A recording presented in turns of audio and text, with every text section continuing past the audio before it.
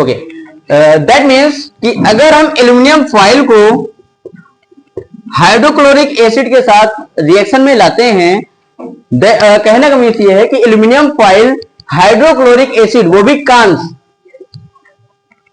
तो इस पर पहले तो हाइड्रोजन गैस पॉप साउंड के साथ बाहर निकलती है, हाइड्रोजन गैस पॉप साउंड के साथ बाहर निकलती है और एल्यूमिनियम क्लोराइड के साथ मिलकर AlCl3 बनाता है, जिसका नेम है एल्यूमिनियम क्लोराइड।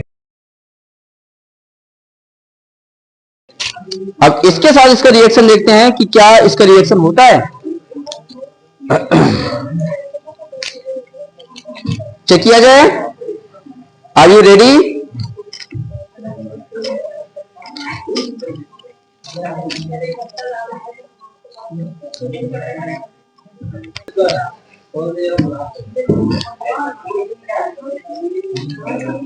दिखा?